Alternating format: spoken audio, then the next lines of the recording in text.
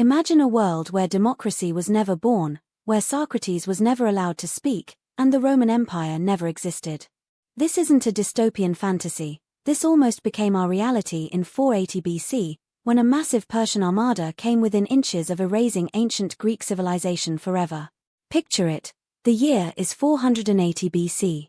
The Aegean Sea, a vast, glittering stage, is about to witness a battle that will echo through millennia. King Xerxes, the king of kings, watches from his golden throne on the cliffs of Salamis, his eyes burning with imperial ambition. Below him, his colossal navy, a forest of masts and sails, outnumbers the desperate Greek fleet by almost 3-1. The stakes? Not just a battle, but the very soul of Western civilization. History tells us Themistocles, the brilliant Athenian strategist, lured Xerxes' ships into the narrow straits, turning the Persian numbers against them. Greek triremes, swift and agile, rammed and sank the lumbering Persian vessels. Chaos reigned. Xerxes watched his dream shatter. But what if it hadn't? What if Themistocles' trap failed? What if a stray gust of wind, a misunderstood signal, a moment of Persian brilliance, had turned the tide? What if the might of the Achaemenid Empire simply overwhelmed the beleaguered Greeks? In this alternate world, Salamis is a Persian triumph. The Greek fleet is annihilated, its scattered remnants fleeing or surrendering.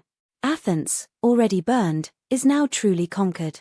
Sparta, isolated and defiant, falls soon after, its legendary warriors overwhelmed by the sheer, unending force of the great king's army. Greece, the cradle of so many foundational ideas, is subjugated. Not just occupied, but absorbed. Its vibrant, independent city-states become mere satrapies, provinces within the vast Persian Empire, stretching from the Indus to the Aegean. The dreams of self-governance, of free citizens debating in the agora, of radical philosophical inquiry, all extinguished. No Athenian democracy. No concept of individual rights emerging from a collective. The very idea of popular sovereignty, that power resides with the people, dies before it can truly take root. Socrates, in this timeline, never walks the streets of Athens, questioning everything, infuriating sophists, forging the very bedrock of Western philosophy. He remains an obscure stone mason, or perhaps, if he dared to speak, he is silenced, swiftly and permanently, by imperial decree. Plato's Academy, Aristotle's Lyceum, they never open their doors. The profound questions about ethics, politics, logic, and reality that shaped millennia of thought, never asked in the same way. Greek tragedy, Greek comedy, the very spirit of inquiry and artistic expression that defines their golden age, is choked. Replaced instead by the grand, centralized, and often rigid artistic and intellectual traditions of Persia, Mesopotamia, and Egypt. Imagine a world where the pursuit of truth is not a civic duty, but a potential act of sedition against the divinely appointed King of Kings. And the ripple effect? It doesn't stop with philosophy. Without independent Greek thought, without the Hellenistic kingdoms that followed Alexander the Great and Alexander who, in this timeline, might never have existed, or at least never unified Greece, the world shifts profoundly. Most dramatically, the Roman Republic, then empire, would be unrecognizable. Rome, as we know it, drew deeply from Greek art, architecture, philosophy, and political theory. Its legal system, its embrace of rationalism, its very intellectual DNA was shaped by the Greeks. Without that foundation, Rome might never rise beyond a minor regional power in Latium, perhaps eventually absorbed into a sprawling Western Persian dominion or a different, unknown power. No Roman law spreading across Europe. No Latin language as the lingua franca of scholarship and empire. No vast network of roads, aqueducts, or a unified Mediterranean world under the Pax Romana.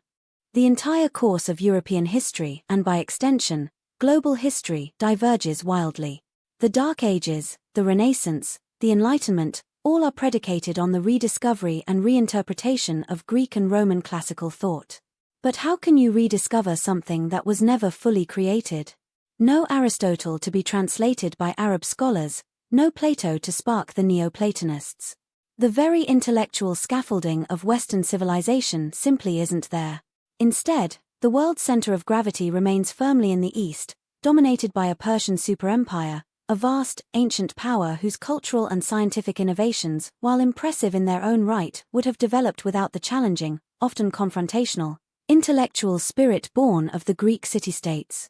What kind of modern world emerges from such a timeline? It's almost impossible to conceive. Democracy, as a political ideal, may not exist. Individual liberty, free speech, the very concept of a citizen's right to challenge authority, these ideas, so fundamental to our modern understanding of society, might be alien. Instead, a pervasive, centralized imperial system, perhaps one with benevolent but absolute rulers, would likely define governance. Technology might evolve differently. Social structures, art, even our fundamental understanding of justice and morality would be rooted in vastly different traditions. Our legal systems, our political discourse, our very language and the concepts it conveys, all would be profoundly, irrevocably altered. It's a chilling reminder, isn't it? How close we came to living in a world utterly alien to our own.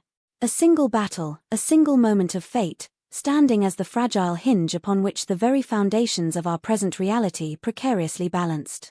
The ideas we take for granted, the freedoms we cherish, the intellectual heritage we inherit, they were not inevitable. They were fought for, debated, and almost lost forever in the turbulent waters of Salamis.